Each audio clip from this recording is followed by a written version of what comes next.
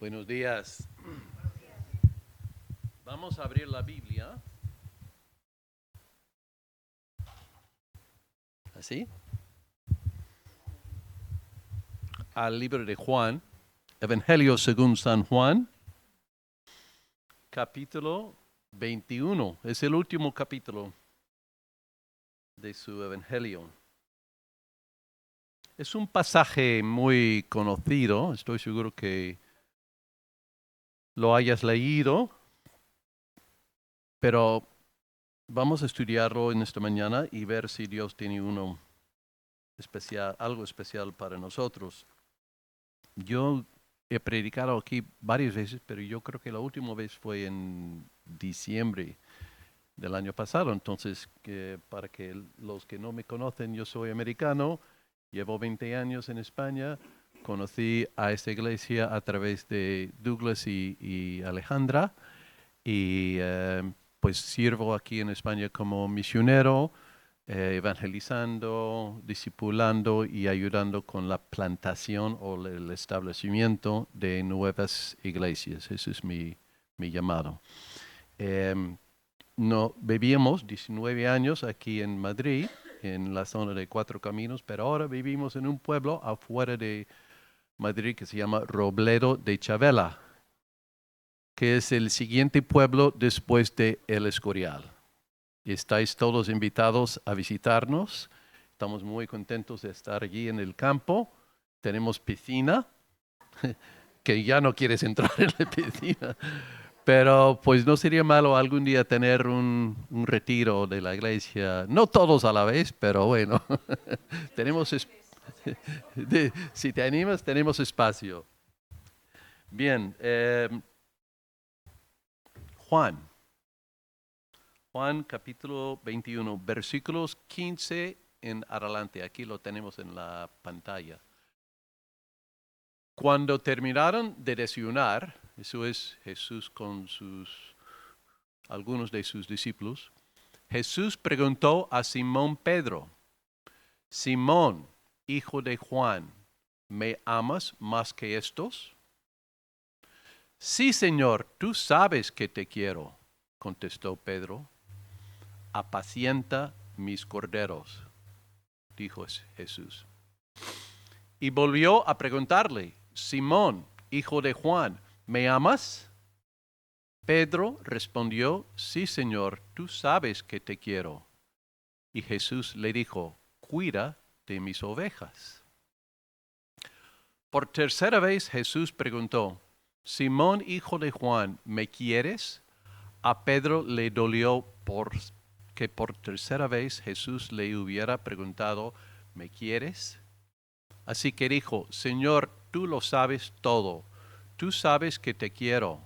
Apacienta mis ovejas, dijo Jesús.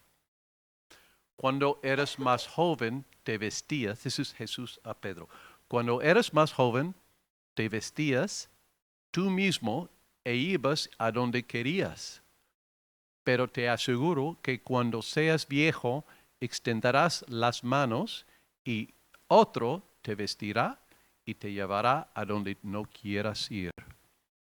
Esto dijo Jesús para dar a entender la clase de muerte con que Pedro glorificará a Jesús. Después de eso añadió: sígueme. Al volverse Pedro vio que los seguía el discípulo a quien Jesús amaba. Eso es Juan mismo. El mismo que en la cena se había reclinado sobre Jesús y había dicho: Señor, ¿quién es el que va a traicionarte? Al verlo, Pedro preguntó: Señor, ¿y este qué? Jesús dijo: si quiero que él permanezca vivo hasta que yo vuelva, ¿a ti qué? Tú solo sígueme. Por este motivo corrió entre los hermanos, el rumor de que aquel discípulo no moriría. Pero Jesús no dijo que no moriría, sino solamente: si quiero que él permanezca vivo hasta que yo vuelva, ¿a ti qué? Este es el discípulo que da testimonio de estas cosas y las escribió, y estamos convencidos de que su testimonio es verídico. Jesús hizo también muchas otras cosas, tantas que si se escribiera cada una de ellas, pienso que los libros escritos no cabrían en el mundo entero. Amén. Bueno, si has estudiado el Evangelio según San Juan, si lo has leído, probablemente sabes que contiene mucha enseñanza. Y todo discípulo de Cristo necesita enseñanza. Venimos aquí a la iglesia para escuchar la enseñanza. Estudiamos la Biblia para entender la enseñanza de Cristo, de la Biblia. Pero en este pasaje, Cristo no está tanto dando una enseñanza, sino que está tomando el papel de un consejero. Está dando una consejería por medio de sus preguntas y su conversación con Pedro. A veces Jesús tiene que liberarnos de cosas que nos atan. Y eso lo hace a través de sus preguntas y sus consejos en la Biblia que llegan a nuestro corazón y nos liberan de problemas o cosas que nos tienen atados. En otras palabras, si eres seguidor de Cristo, necesitas no solo enseñanza, lo cual es muy importante, pero también un consejero. Y Cristo es también un consejero. Y en este pasaje, Él utiliza sus palabras casi como un cirujano utiliza un cuchillo para cortar un tumor, para quitar un tumor, para sanar a Pedro. Está sanando a Pedro. Y vamos a ver cómo y qué. Así que vamos a ver la profundidad del problema de Pedro. Pedro tiene un problema grave. Vamos a ver la profundidad de su problema. Vamos a ver la cirugía que hace Jesús a Pedro. Y vamos a ver cómo Jesús sana a Pedro. Porque la sanación del problema de Pedro es muy grave y muy importante. Primero, ¿por qué digo que el problema de Pedro es tan grave? Pues tenemos que recordar lo que hemos ya leído del libro de Juan en los capítulos anteriores. Pedro no era uno de los 12 discípulos, sino que era uno de los 3. O sea, el círculo interior. Juan, Jacobo y Pedro. Jesús dedicaba más atención a ellos, se enfocaba más en ellos. Ellos estuvieron con Él en la monte de transfiguración. Ellos recibieron más amor, más atención. Andaban con Él de una forma más cercana. Entonces, Pedro es uno de sus amigos más íntimos. También, Pedro era el único que afirmaba públicamente que jamás, nunca iba a negar a Jesús. Lo dijo 3 veces. Yo nunca voy a negarte. Y luego lo negó 3 veces. Es muy famoso, ¿no? Eso por lo menos lo hemos visto en las películas, si no lo hemos leído en la Biblia, ¿no? Los otros discípulos, pues quizá no eran tan buenos ellos, pero por lo menos no eran tan tontos como Pedro para afirmar públicamente, jamás te voy a abandonar. Pero Pedro sí, lo dijo públicamente, yo iría hasta la cárcel o hasta la cruz contigo. Yo estoy dispuesto a morir contigo, Jesús. Soy leal, siempre voy a ser leal. Así que cuando negó a Jesús, hizo justo lo que había dicho que jamás iba a hacer. Y en tercer lugar, lo hizo 3 veces. Ahora, piénsalo. A veces todos decimos cosas que esperamos que no hubiéramos dicho, ¿no? Y luego decimos, pues no fui yo, no soy así. Eso no es mi carácter. No estoy, eso, perdóname, pero normalmente yo no hablo así, pero perdóname, lo dije. Pero este hombre lo dijo 3 veces. Entonces, ya no puede decir, él no puede decir, bueno, yo no soy así, porque todo el mundo va a decir, Pedro, 3 veces, ¿le has negado 3 veces? No, tú eres un cobarde, tú lo has negado, eres lo que eres. Y además es importante saber que en su cultura, y yo creo que también en nuestra cultura, la lealtad es súper importante. La lealtad a un rabino era súper importante. Tú como seguidor de Jesús, seguidor de un rabino como Jesús, te declaras fiel. Y es una cultura de vergüenza y honor. Entonces es muy vergonzoso negar al rabino a lo cual tú has seguido por 3 años. Pero Pedro lo hace.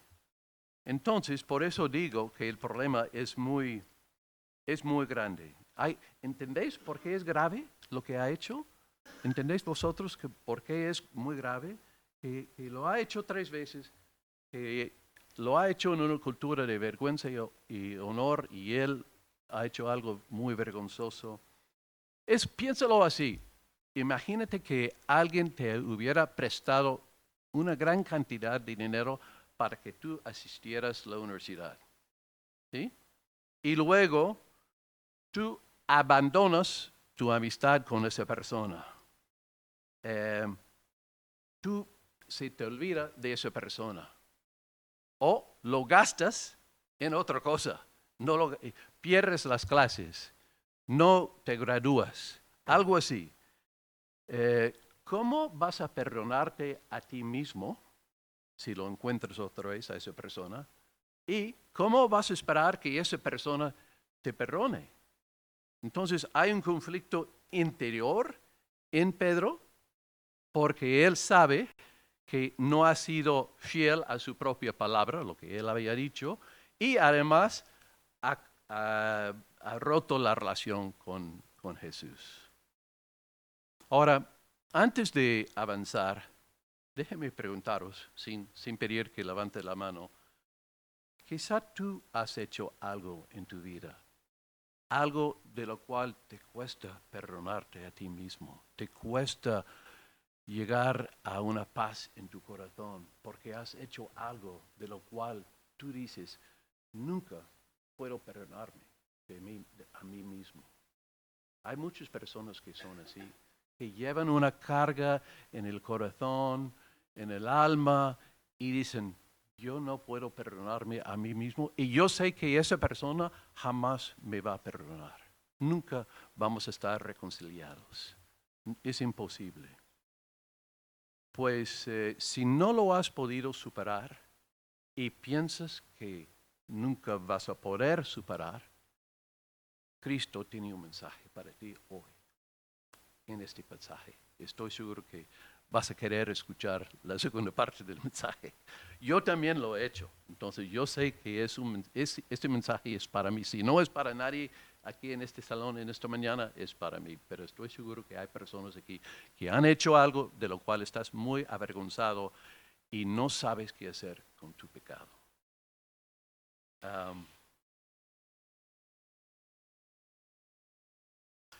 Pero, déjeme tomar agua.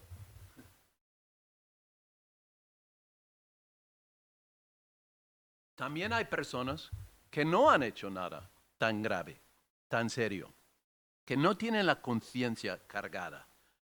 Pues déjeme recordarte lo que dice la Biblia. Hay un versículo en Jeremías 17:9, si lo puedes poner en la pantalla, David, que dice, nada hay tan engañoso como el corazón. No tiene remedio. ¿Quién puede comprenderlo? La Biblia nos está diciendo que eres más malvado de lo que jamás hayas creído.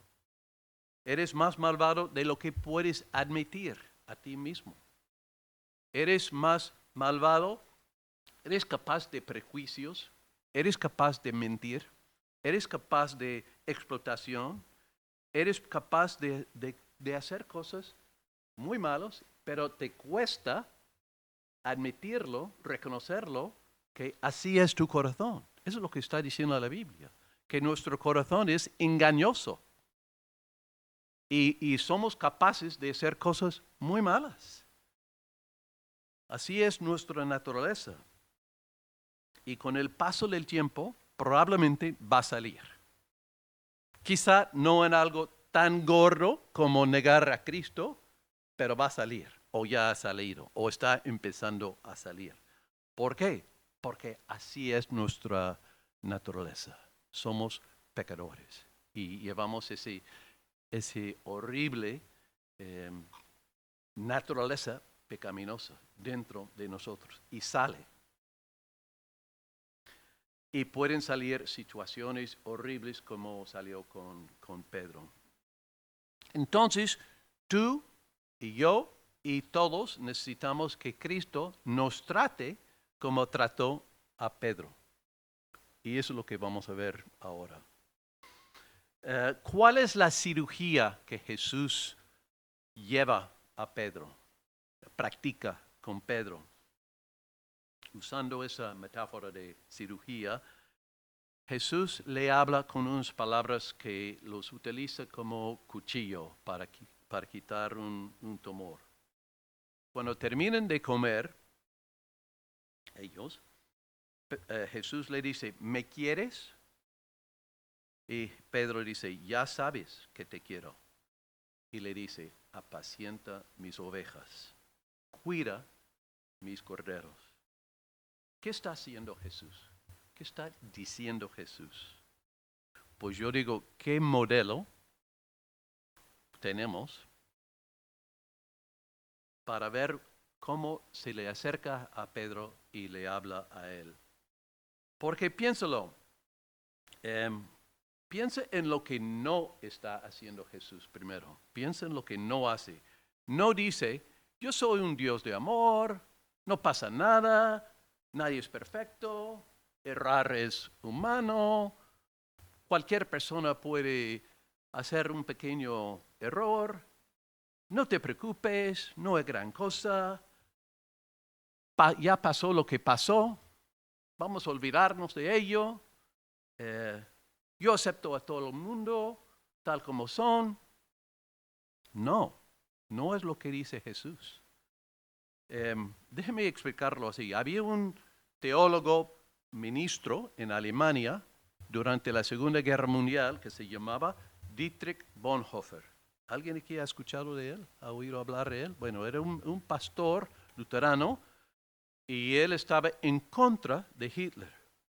Y él escribió un libro que se llamaba El coste del discipulado, que hablaba de gracia barata. El concepto de gracia barata es lo siguiente: es un Dios de amor que no habla del pecado. La pregunta que yo siempre he tenido es, ¿por qué la iglesia luterana protestante en Alemania apoyó o no habló en contra de Hitler? Y era por miedo, exactamente. Pero era también porque habían aceptado el concepto de que el pecado no importa. Casi que no existe. Gracia barata es un Dios de amor, un Dios de gracia, pero el pecado no es importante. En Madrid también lo escuchamos, yo lo escucho frecuentemente. Dicen lo siguiente: yo creo en Dios, yo sí creo en Dios, pero el pecado, pues no hablemos del pecado, el pecado no existe, ese es un concepto antiguo. No vamos a hablar del pecado. Dios acepta a todo el mundo sin hablar del pecado. Y además, ¿quién eres tú para definir lo que es pecado y lo que no es pecado? No me gusta que hables del pecado. Yo creo que Dios quiere a todos y no le importa el pecado. Y así hablan muchas personas de nuestra cultura. Piensan así. Pero Bonhoeffer dijo, una sociedad saturada del concepto de gracia barata terminó aceptando a Hitler. firmaron, la Iglesia Luterana firmó un documento de lealtad a Hitler y Hitler capturó la nación. Porque la gente decía, bueno, quizá él no es el mejor de todos, quizá no es perfecto, pero Dios perdona, ¿no? Dios ama a todos, ¿no? Y ¿por qué arriesgarme, lo que decías, por qué arriesgarme en levantarme en contra de Hitler? Me pueden quitar la cabeza. Eso es miedo, ¿no? Dios aceptará y perdonará todos. El pecado, eso no existe. No hablamos de ese término. El pecado, eso es un concepto viejo. Pero hay que entender que un Dios que no toma en serio el pecado, tampoco es un Dios de amor. ¿Por qué? Porque es un Dios que no requiere nada. Un Dios que no pide nada. El Dios de la Biblia es un Dios santo. Es un Dios justo. Es un Dios recto. Es un Dios que tiene altos estándares. Y el pecado es la línea. Cuando cometemos algún pecado, estamos rompiendo con su ley. Estamos yendo en contra de su santidad. Y Dios habla del pecado. La Biblia habla mucho del pecado. No podemos borrarlo de la Biblia. Dios tiene un amor que es asombroso por nosotros. ¿Por qué? Porque ha tomado en serio el pecado y ha enviado a su Hijo a la cruz por nuestro pecado. O sea, Dios sí toma en serio el pecado, lo toma tanto en serio que envía su propio Hijo a morir por el pecado, por nuestro pecado. Eso es el Evangelio. El Evangelio es que Dios sí toma en serio el pecado sí existe, sí podemos desobedecer a Dios, pero tenemos un Salvador, alguien que nos rescata, alguien que dio su vida por nosotros. Eso es el Evangelio, no lo que predicó la Iglesia Luterana, la gracia barata. Y es también cierto al nivel personal, a nivel de mi vida y tu vida. Hasta que tú veas tu propio pecado, hasta que tú entiendas que eres un pecador o pecadora y te consideras malo, malvado, lleno de independencia, de una persona rebelde en contra de Dios, no vas a entender el Evangelio y no lo vas a ver muy necesario. Entonces, en versículo 9, Jesús le dice a Pedro, ¿me quieres? Y lo pregunta 3 veces. Y Jesús responde a cada afirmación de Pedro, apacienta mis ovejas. Pero está usando esas palabras quirúrgicamente para sanar a Pedro. Y en tu vida, Dios usará la Biblia, tus amigos, tus circunstancias. Va a usar algo para enseñarte tu necesidad de un Salvador, de que eres un pecador y que necesitas un Salvador. Bueno, vamos a seguir. Déjeme tomar. Yo sé que el mensaje es un poco pesado, entonces vamos a tomarlo igualmente. Hay un versículo en 2 Corintios 7:10, si lo puede poner, muy interesante. Normalmente pasamos por alto ese versículo, pero es muy interesante. Mira, lo dice, la tristeza que proviene de Dios produce el arrepentimiento que lleva a la salvación. Lo voy a leer otra vez. La tristeza que proviene de Dios produce el arrepentimiento que lleva a la salvación, de la cual no hay que arrepentirse, mientras que la tristeza del mundo produce la muerte. Entonces el versículo está hablando de 2 tipos de tristeza.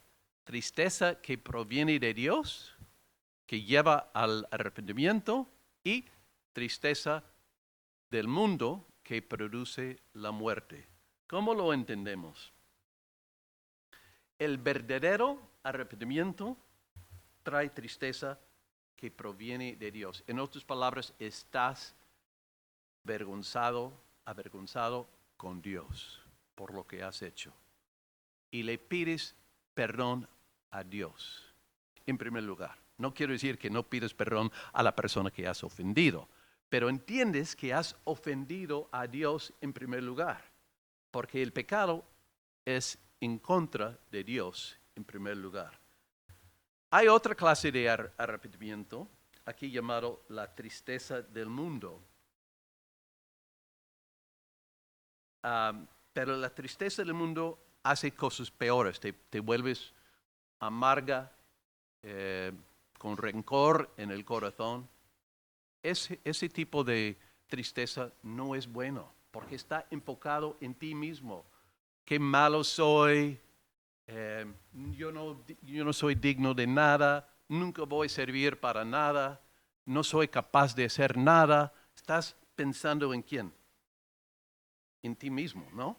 No estás llevando tu pecado a la cruz, no estás llevando tu pecado a la persona que te puede sanar. Entonces, ¿cómo responde Pedro? Piensa en lo que Pedro pudiera haber dicho. Pudiera haber dicho, yo estaba en mucho peligro, estaban por quitar mi cabeza, yo no hablaba en serio, yo no estaba negándote en serio, pues me equivoqué. O yo no sabía qué decir en ese momento, cuando me preguntaron si yo era discípulo de Jesús. Pero no lo hace aquí en Juan 21. Se queda callado. Le dice, tú sabes que te quiero. En otras palabras, está diciendo, yo te amo, Jesús, pero me he equivocado. He cometido un gran error, pero te quiero. Quiero ser tu discípulo. Quiero seguir en tu camino. Hay otra cosa que ya mencioné que pudiera haber dicho, yo no soy digno de nada. Se pudiera haber humillado y dicho, ya no sirvo para nada. Pero tampoco dijo eso. No, demuestra un verdadero arrepentimiento, un verdadero, auténtico tristeza que proviene de Dios. Expresa una tristeza por lo que ha dicho, pero dice a Jesús, te quiero. ¿Y qué le dice Jesús? Apacienta mis ovejas. Ya que has sido quebrantado por tu pecado, ya que lo has reconocido, estás perdonado, pero eres un hombre muy útil. Es más, ya eres útil porque te has estás quebrantado delante de Dios, delante de mí. Ya sabes que no eres fuerte, capaz de conquistar el mundo en el nombre de Cristo, pensador, nadie me puede tocar. No, ya sabes que eres débil. Ya sabes que eres pecador. Ya eres capaz de hacer algo en mi nombre, apacentar mis ovejas.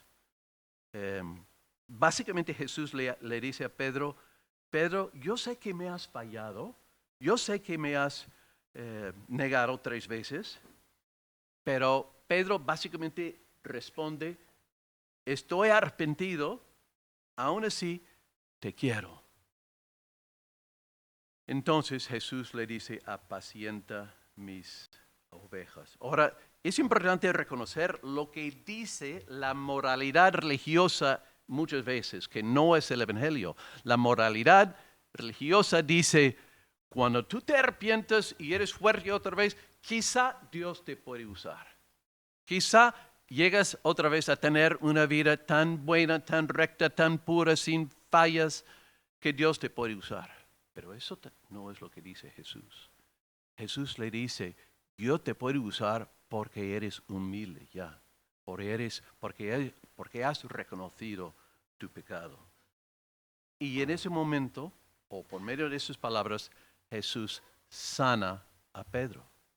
Y le dice, es importante para él.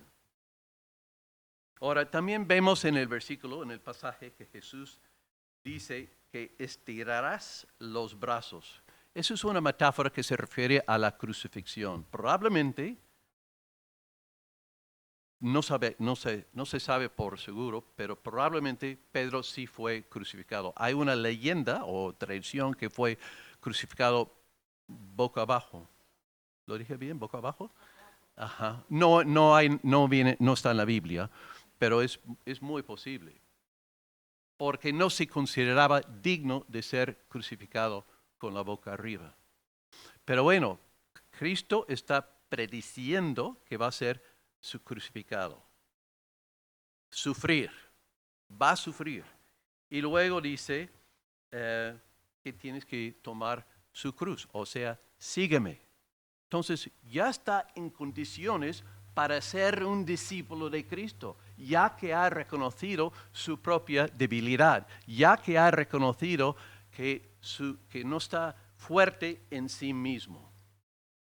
Entonces Jesús le dice, ya no te perteneces a ti mismo, ya te perteneces a mí y vas a ser mi pastor, vas a cuidar mis ovejas.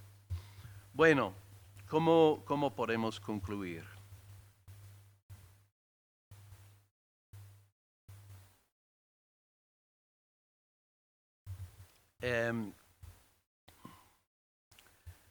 Jesús le dice, apacienta mis ovejas. ¿Quién aquí sabe algo de ovejas? Levanta la mano si has cuidado ovejas alguna vez. Porque hay por lo menos una persona. A ver, ¿cómo son las ovejas? ¿Inteligentes? Sí y no. Porque se escapan. Van donde quieran. Necesitan un pastor que los cuida o un perro, ¿no? Pesten. ¿Por qué no dijo Cristo, cuida mis caballos o mis vacas o mis perros o mis gatos? No, ovejas. ¿Cómo son ovejas? A veces muy tontos. Somos todos ovejas. Somos tontos. Necesitamos un pastor. Necesitamos que Cristo nos apacienta. Pedro no ha sido buen oveja con Jesús. Jesús ha intentado cuidarle, apacentarlo, pero Pedro le ha fallado. Cristo está diciendo que lo mismo le va a pasar a Pedro con las ovejas. No va a ser fácil. Muchas veces no va a ser muy, ¿cómo se dice? No vas a sentir muy productivo. El trabajo de cuidar ovejas es difícil, sean ovejas humanos o ovejas literales, ¿no?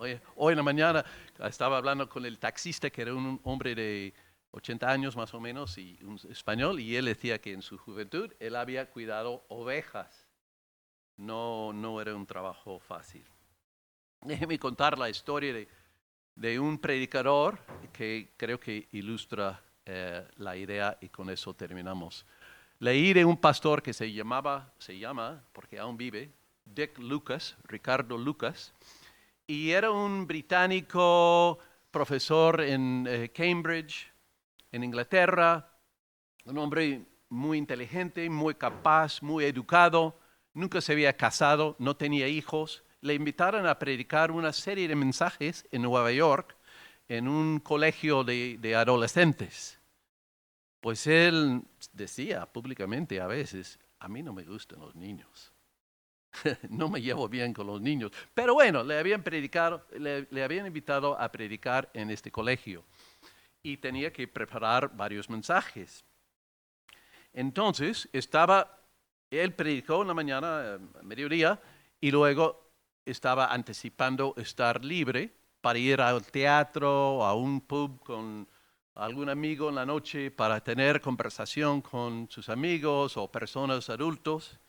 Pero el encargado del evento anunció el primer día, este pastor va a estar aquí todo el día y está dispuesto a escuchar todos tus problemas. Entonces le acudieron un montón de jóvenes adolescentes de 13 años, de 14 años, alguna cosa así, chicas y chicos que querían hablar de sus problemas con su novia o novias, etc. Y él decía, yo no aguanto ese tipo de ministerio, ese tipo de llamado. Eso no es mi medio, eso no es lo que yo hago.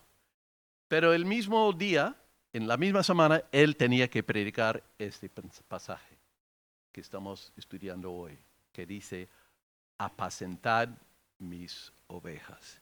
Y dice que Dios le habló como si estuviera allí mismo con él en su habitación. Yo te he llamado a apacentar mis ovejas. Estas son mis ovejas. No es siempre muy fructífero ese tipo de trabajo. A veces es frustrante. Pero es el llamado que Dios nos ha invitado a hacer, a participar con Él en cuidar a sus ovejas.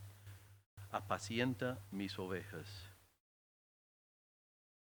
Y por último, debemos afirmar que Dios sí nos ama. Este pasaje habla del amor de Dios. Habla del pecado, por supuesto, pero habla de que Dios nos ama tanto que fue a la cruz por nosotros.